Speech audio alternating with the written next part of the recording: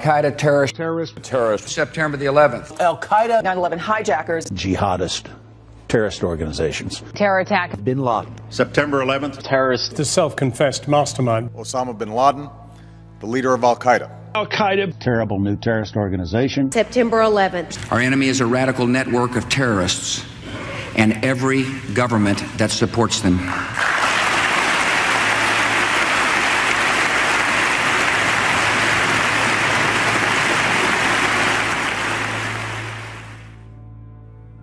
Forget for one moment everything you've been told about September 11th, 2001. Instead, let's ask ourselves one question. What was 9/11? A terrorist atrocity? An attack on America? The first salvo in a new war? A day that changed everything? The question may seem simple, but how we answer it is of vital importance. It determines how we proceed with our investigation of that day. And once you strip away the emotional rhetoric and the fear-inducing imagery, we're left with the simple truth. 9/11 was a crime. And as with any crime, there is one overriding imperative that detectives must follow to identify the perpetrators. Follow the money. This is an investigation of the 9/11 money trail.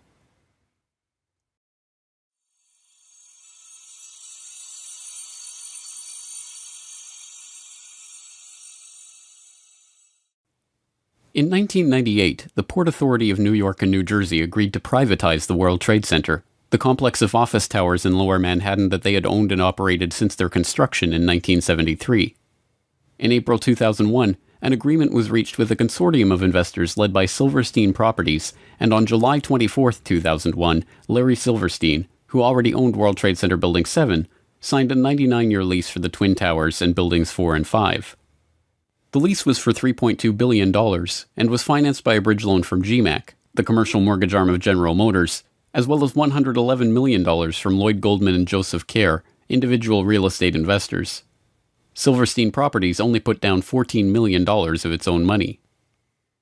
The deal was unusual in a variety of ways. Although the Port Authority carried only $1.5 billion of insurance coverage on the WTC complex, which earlier that year had been valued at $1.2 billion, Silverstein had insisted on doubling that amount, insuring the buildings for $3.55 billion. Silverstein's insurance broker struggled to put that much coverage in place and ultimately had to split it among 25 dealers. The negotiations were so involved that only temporary contracts were in place for the insurance at the time the lease was signed, and by September the contracts were still being finalized. Silverstein's group was also explicitly given the right to rebuild the structures if they were destroyed, and even to expand the amount of retail space on the site if rebuilding did take place. Within hours of the destruction of the Twin Towers on September 11th, Silverstein was on the phone to his lawyers, trying to determine if his insurance policies could construe the attacks as two separate insurable incidents rather than one. Silverstein spent years in the courts attempting to win $7.1 billion from his $3.55 billion insurance policy, and in 2007 walked away with $4.55 billion, the largest single insurance settlement ever. As soon as the deal was announced, Silverstein sued United and American Airlines for a further $3.5 billion for their negligence in the 9/11 attacks, a claim that was struck down by the courts but is still on appeal. Perhaps even more outrageously, in a secret deal in 2003, the Port Authority agreed to pay back 80% of their initial equity in the lease, but allowed the Silverstein Group to maintain control of the site. The deal gave Silverstein, Goldman, and Kerr $98 million of the $125 million they put down on the lease, and a further $130 million in insurance proceeds that were earmarked for the site's rebuilding. In the end, Silverstein profited from the 9/11 attacks to the tune of $4.5 billion and counting. But that's the 9/11 insurance heist you saw. There was a much deeper, more complex, and well-hidden heist that was taking place behind closed doors on September 11th, 2001, deep in the heart of the World Trade Center itself. Marsh & McLennan is a diversified risk, insurance, and professional services firm with over $13 billion in annual revenue and 57,000 employees. In September of 2001, 2,000 of those employees worked in Marsh's offices in the World Trade Center. Marsh occupied floors 93 to 100 of the North Tower, the exact area of the impact and explosion. In the year prior to 9/11, Marsh had contracted with Silverstream Software to create an electronic connection between Marsh and its clients for the purpose of creating paperless transactions. Silverstream had already built internet-based transactional and trading platforms for Merrill Lynch, Deutsche Bank, Bankers Trust, Alex Brown, Morgan Stanley, and other financial services firms that were later involved in 9/11, but this new project was unlike anything that had been attempted before. Richard Andrew Grove, the salesperson who handled the Marsh & McLennan project for Silverstream, explains. In 2000, Silverstream was contracted by Marsh to provide a technological solution beyond what we had done for any of the above-named companies, insofar as it would be used to electronically connect Marsh to its major business partners via internet portals for the purpose of creating paperless transactions and expediting revenue and renewal cycles, and built from the ground up at the client's site. Silverstream provided a specific type of connectivity that was used to link AIG and Marsh & McLennan, the first two commercial companies on the planet to employ this specific type of transaction, and in fact, Marsh was presented with something called the Accord Award, ACORD, in the summer of 2001 for being the first commercial corporation to do so. And what you should take away from that is this. It means that no other companies were doing this type of transaction, so the question in your mind should be, what then were Marsh and AIG doing, and why did they need to leverage technologies that no other commercial entity on the face of the earth needed to conduct business? The contract, Silverstream then stationed approximately 30 to 40 developers at Marsh, and this team was led by 2 to 3 managers with whom I liaised to ensure delivery of the solution that was promised. The development team worked regularly into the night, if not all night, and sometimes worked 7 days a week in order to adhere to Marsh's indicated pre-September 11th deadline. Now, while I was... But it was not long before severe irregularities in the billing of the account for this project led Richard Grove into the heart of a deeper mystery about the software and about the work that he was engaged in. Fiscal anomalies with respect to the Marsh.com project when I was in a meeting on the 98th floor in October of 2000 with a gentleman named Gary Lasko. Gary was Marsh's North American Chief Information Officer, and that particular afternoon a colleague and I helped him identify about $10 million in suspicious purchase orders after I had recognized that certain vendors were deceiving Marsh and specifically appeared to be selling Marsh large quantities of hardware that were not necessary, as this was later confirmed by Gary. In the spring of 2000, I brought my concerns up to executives inside of Silverstream and I was urged to keep quiet and mind my own business. I went to an executive inside of Marsh, and he advised me to do likewise.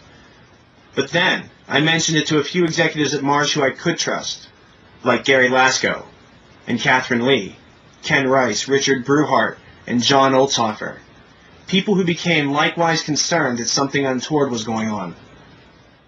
The concerned colleagues I just mentioned were murdered on September 11th, and the executives who expressed dismay at my concerns are alive and free today because of it. I feel it's no coincidence as the Marsh executive who urged me to drop my line of inquiry made sure that his personnel, who I just mentioned, were in the office bright and early for a global conference call before the staff meeting upon which I was to intrude. A conference call which I was informed this executive in question conducted but attended from the safety of his Upper West Side apartment. Although in getting... The global conference call with Marsh's IT staff on the morning of 9/11, a meeting that included the staff who were investigating the suspicious billing on the Silverstream deal, was confirmed in a 2006 interview with Marsh's then Chief Information Officer, Ellen Clark.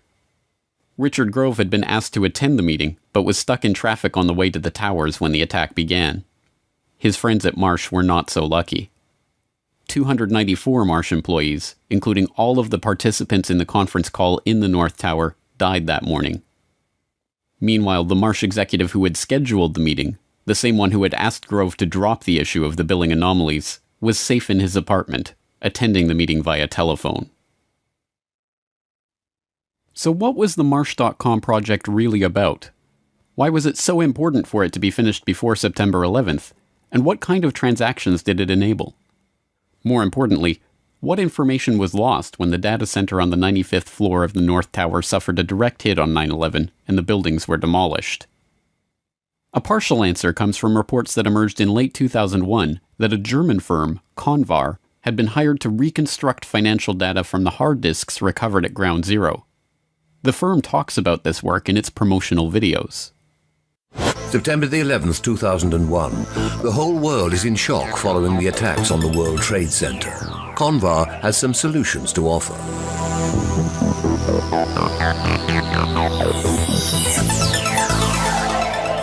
Data stored on countless hard drives retrieved from the collapsed towers was believed to have been lost, but Convar specialists can render irreplaceable information readable again at Europe's only high-security data recovery center.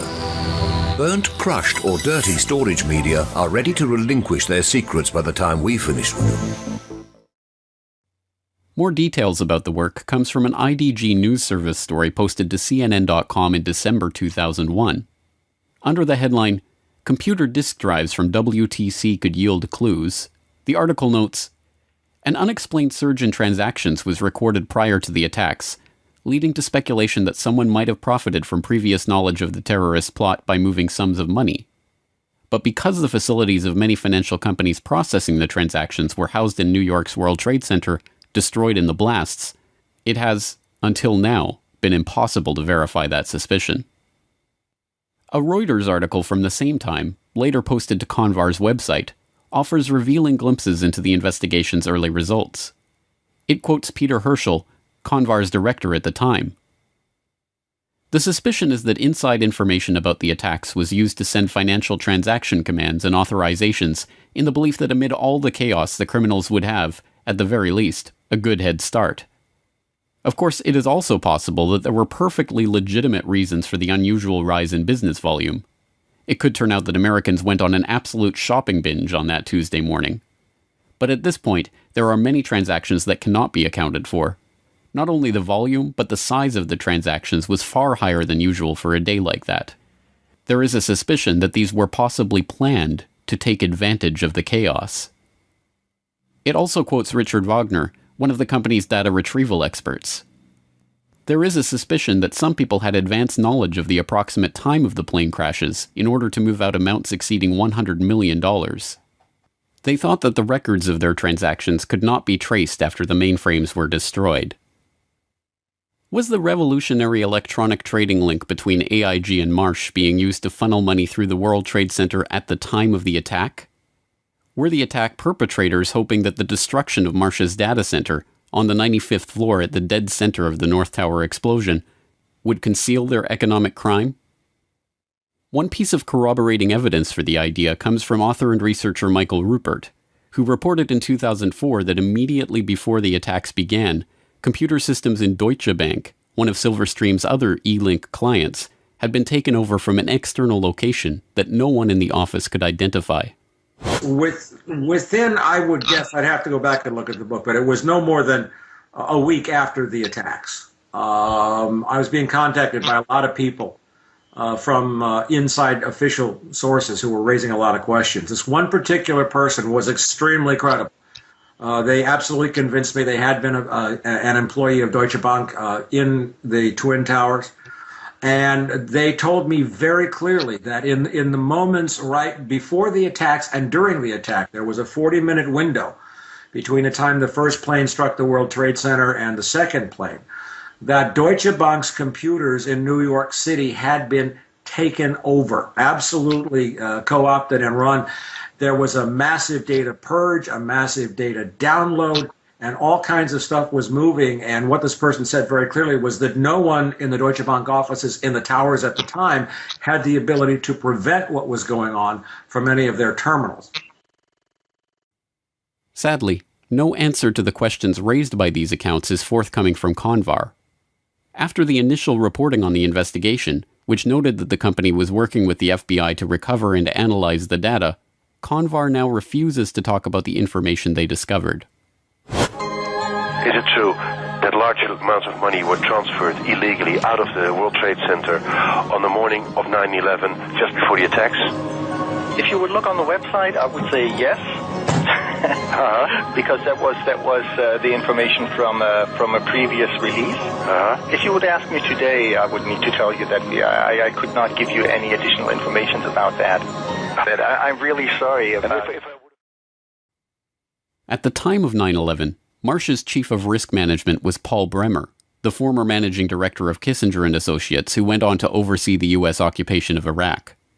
On the morning of 9/11, he was not in his office at Marsh & McLennan, but at NBC's TV studio, where he was delivering the official story of the attack. It's Paul Bremer. I want to make sure I'm getting your name right because I'm just meeting you just at this moment. You're a terrorism expert, counterterrorism. I hope, and can talk to us a little bit about who could. I mean, there are a limited number of groups who could be responsible for something of this magnitude. Yes, this is a very well planned, very well coordinated attack, which suggests it's very well organized centrally, and there are only 3 or 4 candidates in the world, really, who could have conducted this attack. Bin Laden comes to mind right away, Mr. Bremer. Indeed, he certainly does. Bin Laden was involved in the first attack on the World Trade Center, which had as its intention doing exactly what happened here, which was to collapse both towers. He certainly has to be a prime suspect, but there are others in the Middle East, and there are at least 2 states, Iran and Iraq, which should at least remain on the list of potential suspects. What kind of... I don't recall anything like this. Pearl Harbor happened a month before I was born, and I hear my parents talk about that as a seminal event in their lives all the time. I am not aware of anything like this in the United States before. Americans are now, I think it's fair to say, really scared. Should we be? This is a day that will change our lives, isn't it? It is a day that will change our lives. It's a day when the war that the terrorists declared on the United States, and after all, they did declare war on us, has been brought home to the United States in a much more dramatic way than we've seen before. So it will change our lives.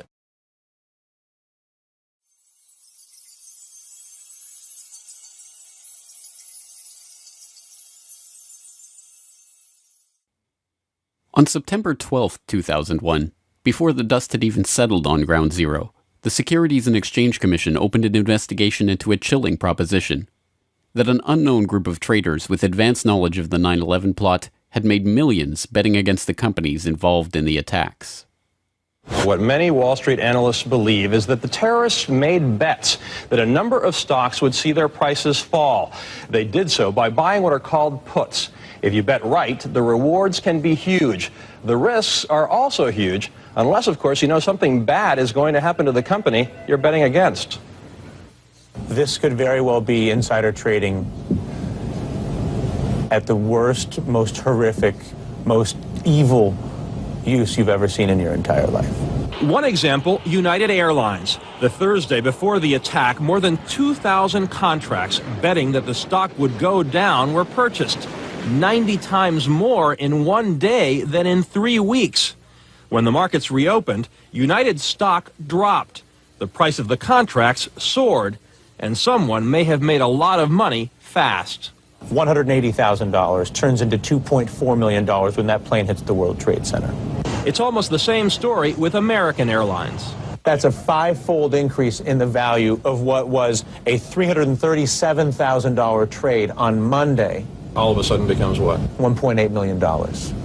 And there's much more, including an extraordinarily high number of bets against Morgan Stanley and Marsh & McLennan, 2 of the World Trade Center's biggest tenants. Could this be a coincidence? This would be one of the most extraordinary coincidences in the history of mankind if it was a coincidence. Although the put options on American and United Airlines are usually cited in reference to the 9/11 insider trading, these trades only represent a fraction of the suspicious trades leading up to the attack. Between August 20th and September 10th, abnormally large spikes in put option activity appeared in trades involving dozens of different companies whose stocks plunged after the attack, including Boeing, Merrill Lynch, JP Morgan, Citigroup, Bank of America, Morgan Stanley, Munich Re, and the AXA Group. Traders weren't just betting against the companies whose stocks dove after 9/11, however. There was also a 6-fold increase in call options on the stock of defense contractor Raytheon on the day before 9/11. The options allowed the traders to buy Raytheon stock at $25. Within a week of the attack, as the American military began deploying the Raytheon-supplied Tomahawk missiles they would eventually use in the invasion of Afghanistan, the company's share price had shot up 37% to over $34. The SEC weren't the only ones interested in this particular 9/11 money trail either. Investigations into potential insider trading before the attacks were opened by authorities around the globe, from Belgium to France to Germany to Switzerland to Japan. It wasn't long before this global financial manhunt started yielding clues on the trail of the terror traders. On September 17th, Italian Foreign Minister Antonio Martino, addressing Italian Consob's own investigation into potential 9/11 trading, said, "I think there are terrorist states and organizations behind speculation on the international markets." By September 24th, the Belgian finance minister was confident enough to publicly announce Belgium's strong suspicions that British markets may have been used for transactions. The president of Germany's central bank was the most adamant. "What we found makes us sure that people connected to the terrorists must have been trying to profit from this tragedy." These foreign leaders were not alone in their conviction that insider trading had taken place. University of Chicago finance professor George Constantinides, Columbia University law professor John Coffey, Duke University law professor James Cox, and other academics, as well as well-known options traders like John Najarian, all expressed their belief that investors had traded on advanced knowledge of the attacks. The scale of the SEC investigation was unprecedented, examining over 9.5 million securities transactions, including stocks and options in 103 different companies trading in 7 markets, 32 exchange-traded funds, and stock indices. The probe drew on the assistance of the legal and compliance staff of the 20 largest trading firms and the regulatory authorities in 10 foreign governments. The Commission coordinated its investigation with the FBI, the Department of Justice, and the Department of the Treasury. The results of this investigation? We have not developed any evidence suggesting that those who had advanced knowledge of the September 11th attacks traded on the basis of that information. Although this sounds like the investigation did not find evidence of insider trading, a second look reveals the trick. They are not saying that there was no insider trading, only that there is no evidence that those who had advanced knowledge of the September 11th attacks participated in such trading. But this begs the question, who had that advanced knowledge, and how did the SEC determine this? The 9/11 Commission report begs the question even more blatantly in their treatment of the anomalous put option activity on United Airlines stock on September 6th.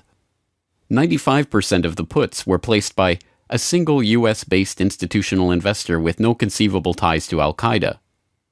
Again, it is taken as a foregone conclusion that a lack of ties to Al-Qaeda means there could not have been advanced knowledge of the attack, even if the evidence shows that insider trading took place. To be sure, insider trading almost certainly did take place in the weeks before 9/11.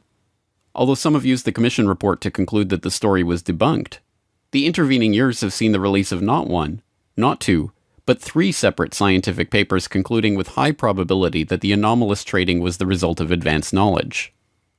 In Unusual Option Market Activity in the Terrorist Attacks of September 11, 2001, University of Chicago professor Alan Podeshman concluded, "Examination of the option trading leading up to September 11th reveals that there was an unusually high level of put buying. This finding is consistent with informed investors having traded options in advance of the attacks." In Detecting Abnormal Trading Activities in Option Markets, researchers at the University of Zurich used econometric methods to confirm unusual put option activity on the stocks of key airlines, banks, and reinsurers in the weeks prior to 9/11.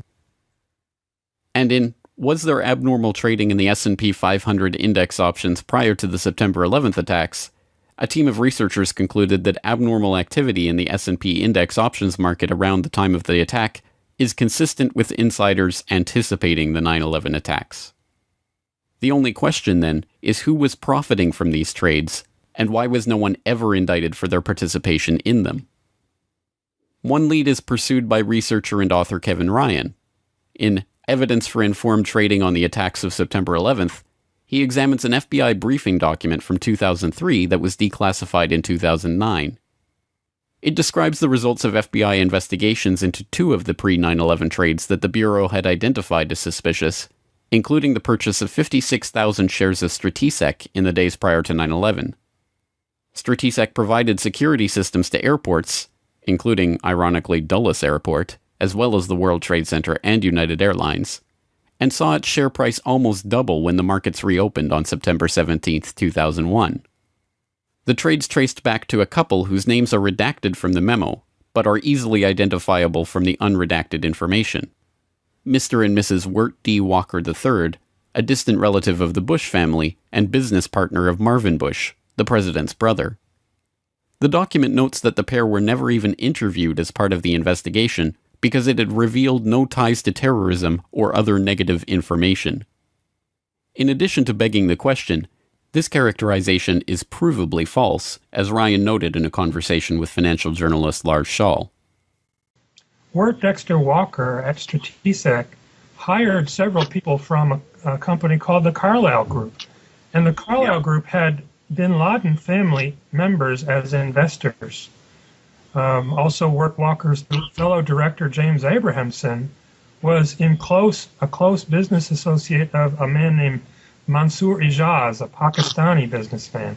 And Mansour Ijaz claimed to be able to contact Osama bin Laden on multiple occasions. So there does seem to be some circumstantial evidence indicating that these people were connected to Al-Qaeda, at least to the point where we should investigate. And isn't it true that also some members of the bin Laden family were actually in Washington at a gathering of the Carlyle Group on 9/11? That's true. The Carlyle Group had a meeting at the Ritz-Carlton Hotel in Washington on September 11th, and present there were former President George H.W. Bush, James Baker, and the brother of Osama bin Laden. I believe his name was Salem. I can't recall his exact name. But they were there, investors from the bin Laden family, meeting with Carlyle Group representatives in Washington on September 11th. Was this why the FBI thought better of questioning Walker over his highly profitable purchase of Stratesec shares right before 9/11? The CIA figures prominently in another line of investigation. One suspicious United Airlines put option purchase that was investigated by the FBI involved a 2,500 contract order for puts in the days before 9/11. Instead of processing the purchase through United Airlines Home Exchange, the Chicago Board of Options Exchange, the order was split into 500 contract chunks and run through 5 different options exchanges simultaneously. The unusual order was brokered by Deutsche Bank Alex Brown, a firm that until 1998 was chaired by A.B. Buzzy Krongard, a former consultant to CIA Director James Woolsey, who at the time of 9/11 was himself the executive director of the CIA. So right after the attacks of 9/11, the name Buzzy Krongard surfaced, and it was instant research that revealed that Buzzy Krongard had been allegedly recruited by CIA Director George Tenet to become the executive director at CIA, which is the number 3 position right before the attacks. And Alex Brown was one of the then a subsidiary of Deutsche Bank. Was one of the primary instruments or vehicles that handled all of these criminal trades by people who obviously knew that the attacks were going to take place where, how, and involving specific airlines. Perhaps the most frank admission of insider trading is notable for 3 things. It was recorded on video, it has never been investigated by any agency or law enforcement official, and it was made by former CIA agent and frequent foreign policy commentator Robert Baer, the real-life inspiration for the character portrayed by George Clooney in Syriana. Talking to citizen journalists after a speaking event in Los Angeles in 2008, Baer was recorded on video making a startling assertion about 9/11 insider trading. And then the last thing, I believe it was his National Reconnaissance Office who was running a drill. A plane crashed into their building, and you know they're staffed by DOD and CIA. I know the guy that went into his broker in San Diego and said, "Cash me out. It's going down tomorrow." Really? Yeah. That tells us something. What? Yeah, that tells us something. Well, his brother worked in the White House.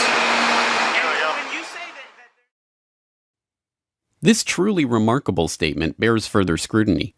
If Baer is to be believed, a former CIA agent has first-hand knowledge that a White House insider had foreknowledge of the attacks, and to this day not only has Baer never revealed the identity of this person, but no one has questioned him about his statement or even attempted to pursue this lead. So how is it possible that the SEC overlooked, ignored, or simply chose not to pursue such leads in their investigation? The only possible answer, of course, is that the investigation was deliberately steered away from such persons of interest and any connections that would lead back to foreknowledge by government agencies, federal agents, or their associates in the business world. Unfortunately, we will likely never see documentary evidence of that from the Commission itself. One researcher requesting access under the Freedom of Information Act to the documentary evidence that the 9/11 Commission used to conclude that there had been no insider trading, received a response that stated that the potentially responsive records have been destroyed. Instead, we are left with sources that refuse to be identified, saying that CBOE records of pre-9/11 options trading have been destroyed, and second-hand accounts of traders who had heard talk of an event in advance of 9/11. In a roundabout way, perhaps the 9/11 Commission reveals more than it lets on when it tries to dismiss key insider trades with the pithy observation that the traders had no conceivable ties to Al-Qaeda. If those with foreknowledge of the attacks weren't connected to Al-Qaeda, what does that say about the identity of the real 9/11 perpetrators? ABC News has now learned that the Chicago Board of Options Exchange launched their investigation into the unusual trading last week. That may have given them enough time to stop anyone from profiting from death here in the U.S. It may also give investigators, Peter, a hot trail that might lead them to the terrorists. Thanks very much. As a reminder of the complications here, though, the Secretary of the Treasury said today of this investigation, you've got to go through 10 veils before you get to the real source. Yep. Thanks, Antonio.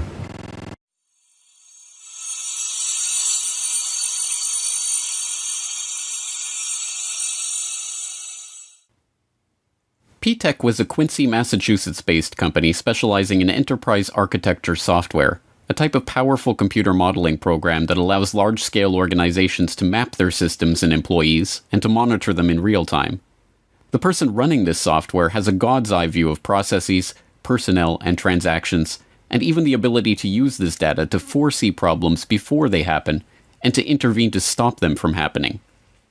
As a senior consultant working on risk management for JP Morgan at the time of 9/11, Indira Singh was looking for exactly this type of software to implement the bank's next-generation risk blueprint. In her search for the ultimate risk management software, P-Tech's name was floated as the best candidate for the task. I had a good life. I did risk at JP Morgan Chase. Just to take a break from all the heavy stuff, what I do was to devise a way to monitor everything going on in a very large company to stop big problems from happening. There's that little cloud there and my very bizarre picture of how I think about this problem. I am a person who was merging two disciplines, risk management and something called enterprise architecture, which is fairly esoteric, but at the end of the day, we seek to prevent large problems from happening anywhere in a large global enterprise. At JP Morgan, I was working on the next generation risk blueprint, which is all about how to prevent these things from happening. Bad business practice, such as money laundering, road trading, and massive computer failures, anything you could imagine would go wrong. I had a lot of leeway consulting as a senior risk architect to think out of the box and actually get my ideas implemented. I was funded out of a strategic fund. I reported to the directors, and I was pretty happy. JP Morgan thought very highly of me, and they were thinking of funding, in conjunction with my project in DC, the next generation risk software. What I needed to do what I did was a really smart piece of software. Really, really smart. Its job would be to think about all the information, and this is where you may connect a dot. The job of this software would be to think about all the information that represented what was going on in the enterprise at any given time as bank business was being transacted worldwide. For example, it would be a surveillance software that would look for trading patterns that indicated someone was up to no good, and then do something about it. Send a message somewhere, send the transaction information somewhere, perhaps shut their system down, perhaps shut another system down, perhaps start something else up elsewhere. This kind of capability is very, very essential in today's world. However, this kind of software is not found in Microsoft or not even in IBM. A small group of very esoteric software companies make this kind of enterprise software, and it is very pricey. So you can't afford to pick wrong. And I asked all my colleagues who are industry gurus what would they recommend for this. My buddies recommended P-Tech. Indeed, it's not difficult to see why P-TECH came so highly recommended. Given the nature of this sensitive risk management work, only a company with experience delivering software to large-scale organizations with secrets to protect would fit the bill, and in this regard P-TECH did not disappoint. Their client roster included a veritable who's who of top-level corporate and governmental clients: the FBI, the IRS, NATO, the Air Force, the Naval Air Command, the Departments of Energy and Education, the Postal Service, the U.S. House of Representatives, the Department of Defense, the Secret Service, even the White House. From the inner sanctum of the White House to the headquarters of the FBI, from the basement of the FAA to the boardroom of IBM, some of the best secured organizations in the world, running on some of the most protected servers housing the most sensitive data, welcomed P-TECH into their midst. P-TECH was given the keys to the cyber kingdom to build detailed pictures of these organizations, their weaknesses and vulnerabilities, and to show how these problems could be exploited by those of ill intent. But like all such systems, it could be exploited by those of ill intent for their own purposes, too. Given the nature of the information and secrets being kept by its clients, it should come as no surprise that many of P-TECH's top investors and employees were men with backgrounds that should have been raising red flags at all levels of the government. And as it turns out, at least one of these men did raise red flags with a pair of diligent FBI field agents. In the late 1990s, Robert Wright and John Vincent, FBI special agents in the Chicago field office, were running an investigation into terrorist financing called vulgar betrayal. From the very start, the investigation was hampered by higher-ups. They were not even given access to the computer equipment needed to carry out their work. Through Wright and Vincent's foresight and perseverance, however, the investigation managed to score some victories, including seizing $1.4 million in terrorist funds. According to Wright, these funds were linked directly to Saudi businessman Yassin Qadi. Yassin al-Qadi is a multimillionaire businessman and philanthropist who, according to Business Associates, liked to boast of his relationship with former Vice President Dick Cheney. But in the late 1990s, he was sanctioned by the UN Security Council for his suspected links to al-Qaeda, and after 9/11 he was put on a terrorist watch list by the US Treasury for his suspected ties to terrorist financing. During the 1990s, as vulgar betrayal was being thwarted from opening a criminal investigation into his activities, the Qadi-backed investment firm Sarmony Limited became an angel investor to a software startup called P-TECH, providing $5 million of the initial $20 million of capital that got P-TECH off the ground. At the time, P-TECH's CEO denied that al-Qadi had any involvement with the company other than his initial investment, but the FBI now maintains he was lying, and that in fact al-Qadi continued investing millions of dollars in the company through various fronts and investment vehicles. Company insiders told FBI officials that they were flown to Saudi Arabia to meet P-TECH's investors in 1999, and that al-Qadi was introduced as one of the owners. It has also been reported that Hussein Ibrahim, P-TECH's chief scientist, was al-Qadi's representative at P-TECH, and al-Qadi's lawyers have admitted that al-Qadi's representatives may have continued to sit on P-TECH's board even after 9/11. Ibrahim himself was a former president of BMI, a New Jersey-based real estate investment firm that was also one of the initial investors in P-TECH and provided financing for P-TECH's founding loan. P-TECH leased office space and computer equipment from BMI, and BMI shared office space in New Jersey with Qadi International, owned and operated by none other than Yassin al-Qadi. In 2003, counterterrorism czar Richard Clarke said, BMI held itself out publicly as a financial services provider for Muslims in the United States. Its investor list suggests the possibility this facade was just a cover to conceal terrorist support. Suhail Lahir was P-TECH's chief architect. When he wasn't writing the software that would provide P-TECH with detailed operational blueprints of the most sensitive agencies in the US government, he was writing articles in praise of Islamic holy war. He was also fond of quoting Abdullah Azzam, Osama bin Laden's mentor and the head of Maktab al-Khidmat, which was the precursor to al-Qaeda. That such an unlikely cast of characters were given access to some of the most sensitive agencies in the US federal government is startling enough. That they were operating software that allowed them to map, analyze, and access every process and operation within these agencies for the purpose of finding systemic weak points is equally startling. Most disturbing of all, though, is the connection between P-TECH and the very agencies that so remarkably failed in their duty to protect the American public on September 11, 2001. Could you describe the relationship of PTEC with the FAA? Now, PTEC worked with the FAA for several years, didn't they? Yes, they worked the FAA. It was a joint project between PTEC and MITRE, and they were looking at, it's interesting, they were looking at basically holes in the FAA's interoperability with responding with other agencies, law enforcement, in the case of an emergency such as a hijacking. So they were looking for the escalation process, what people would do, how they would respond in case of an emergency, and find the holes and make recommendations to fix it. Now, if anyone was in a position to understand where the holes were, PTEC was, and that's exactly the point. And if anybody was in a position to write software to take advantage of those holes, it would have been PTEC. Now, was there a reference to PTEC having operated in the basement out of the FAA? Yes. Now, typically, because the scope of such projects are so overarching and wide-ranging, when you are doing an enterprise architecture project, you pretty much have access to how anything in the organization is being done, where it's being done, on what systems, what the information is, and you pretty much have carte blanche. If it's a major project that spans several years, the team that comes in has literally access to almost anything that they want because you're operating on a blueprint level, on a massive scale. So, yes, they were everywhere, and I was told that they were in places that required clearances.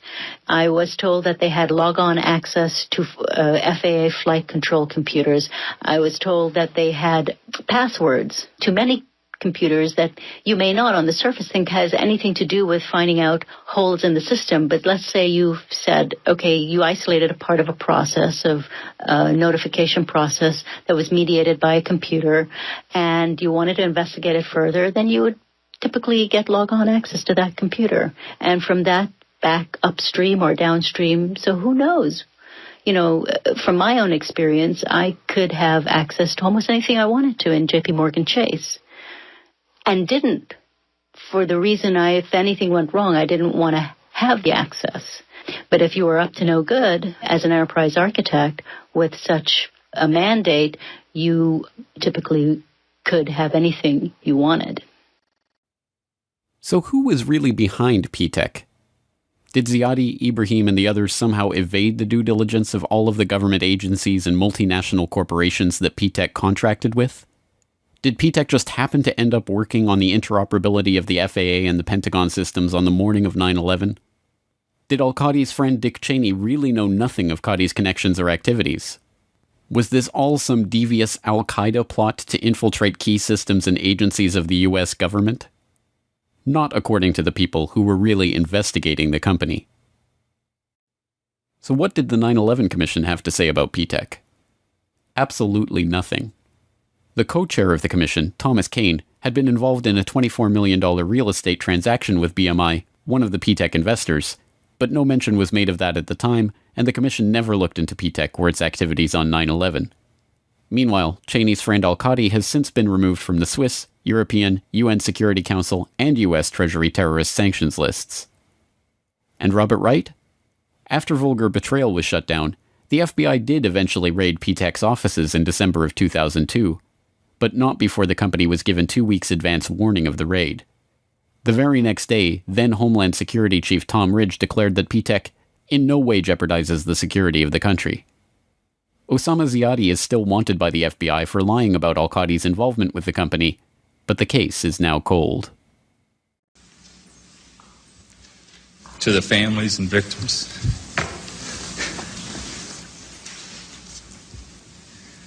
of September 11th, on behalf of John Vincent, Barry Carmody, and myself, we're sorry.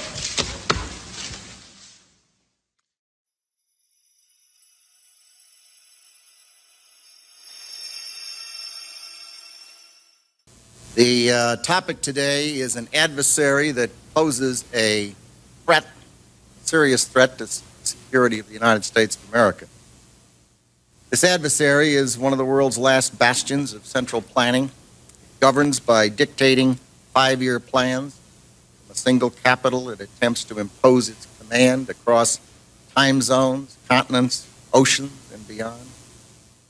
With brutal consistency, it stifles free thought and crushes new ideas. It disrupts the defense of the United States and places the lives of men and women in uniform at risk. On September 10th, 2001, Defense Secretary Donald Rumsfeld declared a new war. Not a war on a shadowy terrorist organization in Afghanistan, or even a war on terror itself, but a war on the Pentagon. The adversary is closer to home. It's the Pentagon bureaucracy. Perhaps it is no surprise that Rumsfeld felt compelled to declare a war on the Pentagon's bureaucracy. The issue of the Pentagon's $2.3 trillion accounting nightmare had been dogging him since his confirmation hearings in January of 2001. Although Rumsfeld was interested in pushing forward a modernization of the military that was projected to cost an additional $50 billion in funding, that agenda was politically impossible in the face of the Department of Defense's monumental budget problem. How can we seriously consider a $50 billion increase in the defense budget when DOD's own auditors say the department cannot account for $2.3 trillion in transactions in 1 year alone? Now, my question to you is, Mr. Secretary, what do you plan to do about this? Decline the nomination.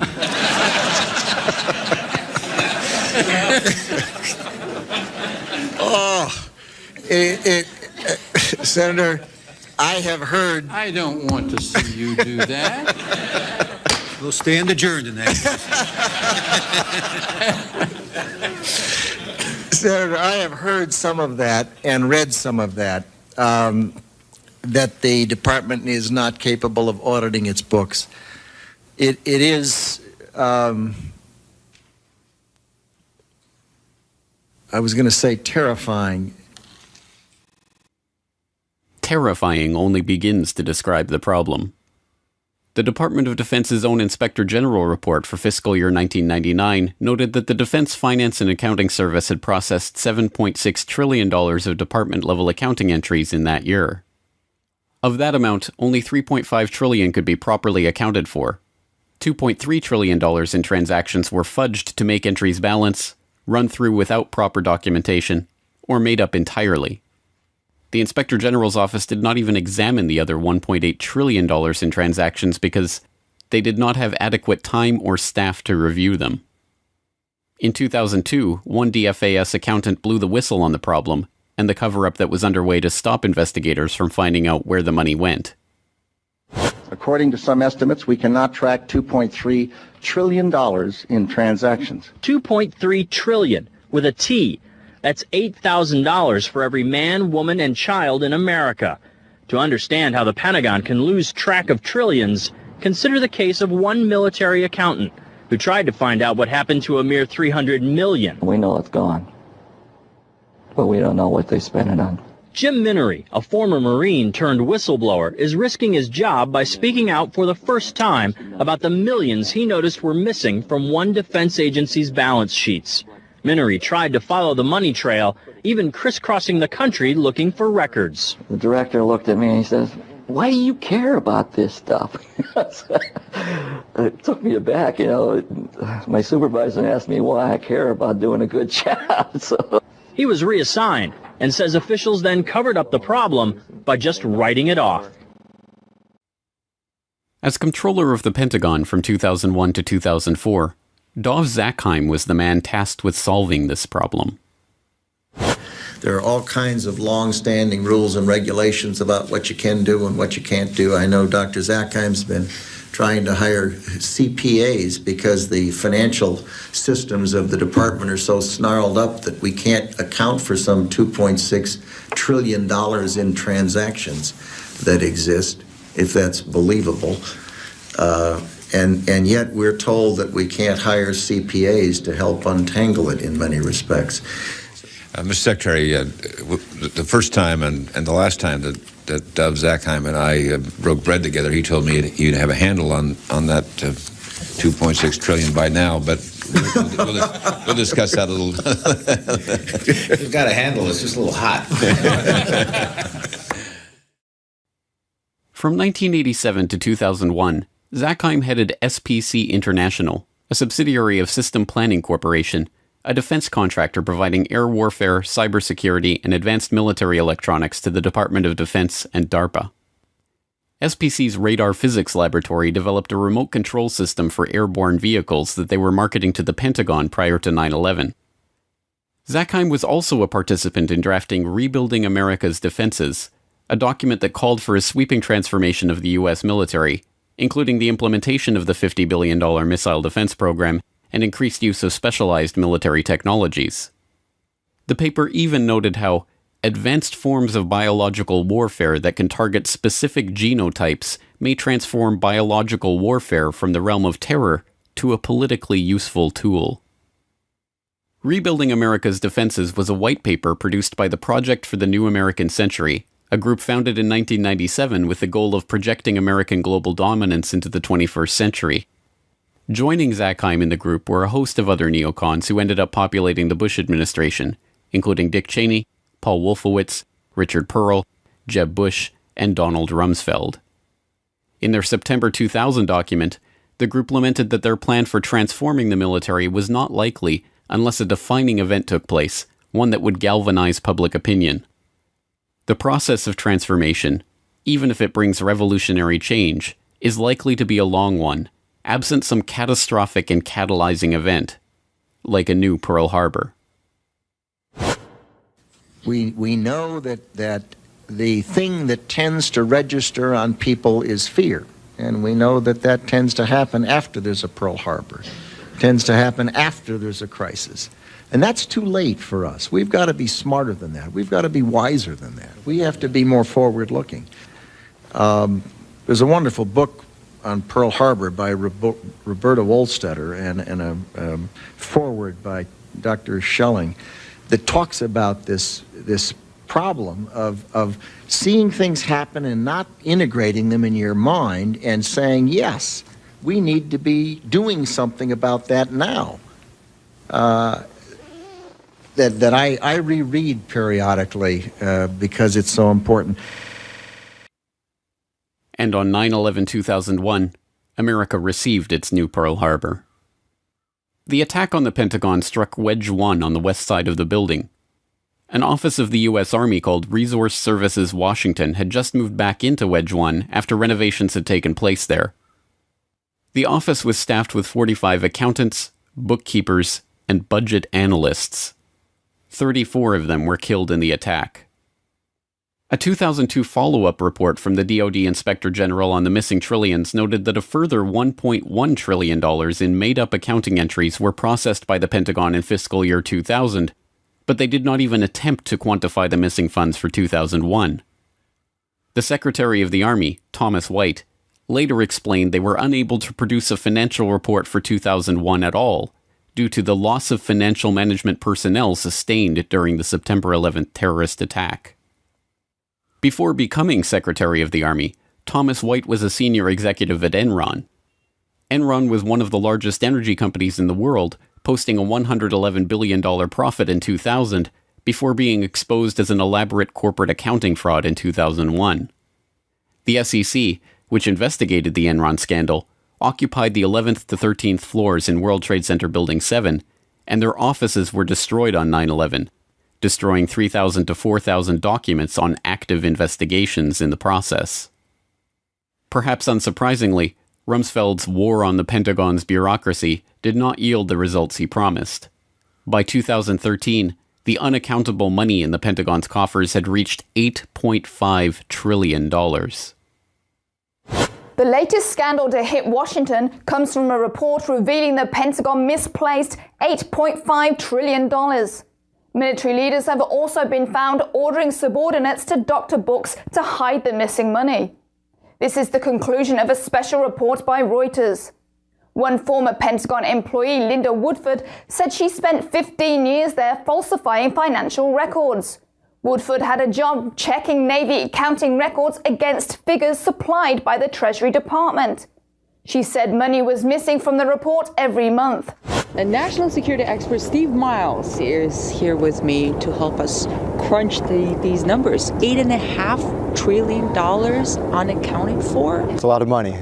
This is the kind of thing that you would think would bring Capitol Hill to a screeching halt. There'd be hearings kind of almost daily. You'd have various committees looking into it. None of that. It just leads to massive waste, and there can be all sorts of fraud that you don't know about. Just one example, when the Inspector General looked at Iraq, which was, a lot of money, but in the grand scheme, just a portion of the money the U.S. spends. What they found was about $50 billion of the money the U.S. spent there was wasted. And about $6 billion was completely lost. They had no idea where it went. It was completely unaccounted for. But put that in perspective, that's about this amount of money that other countries would spend on their defense in a year total. And that's just the loose pocket change that we lost in the couch. One thing I found very interesting in this report is that the Pentagon apparently uses a standard operating procedure to enter false numbers or so-called plugs to cover lost or missing information in their accounting in order to submit a balanced budget to the Treasury. So they can write in everything. I mean, that's probably the most shocking part of this, is that they get to the end of the day and they say, oh, there's money missing. What do we do? Well, we'll just put a number in there that says it's there and we'll sort it out later. I mean, again, this is the type of operating practice that if you did it in your own business, if you tried to do it with your own taxes for the government, they'd haul you off to jail. But then, given that the trillions have never been accounted for, and given that American defense spending soared to record levels after the attack, perhaps Rumsfeld's war on the Pentagon, the one he announced on September 10th, was successful after all. And perhaps September 11th was the key battle in that war. Some might ask, how in the world could the Secretary of Defense attack the Pentagon in front of its people? To them I reply, I have no desire to attack the Pentagon. I want to liberate it.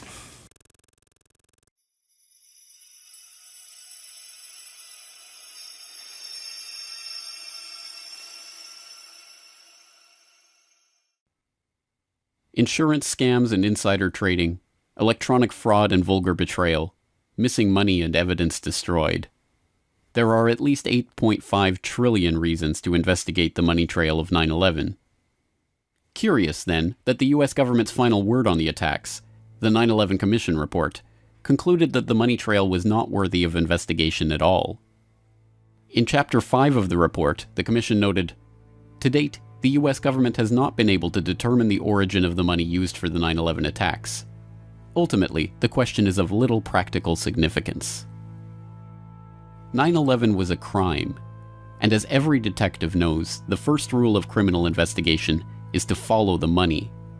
So why did the 9/11 Commission specifically reject this rule? The answers to 9/11 are not going to come from the suspects of the crime. Instead, it's up to investigators to continue to unearth the true evidence on the 9/11 money trail.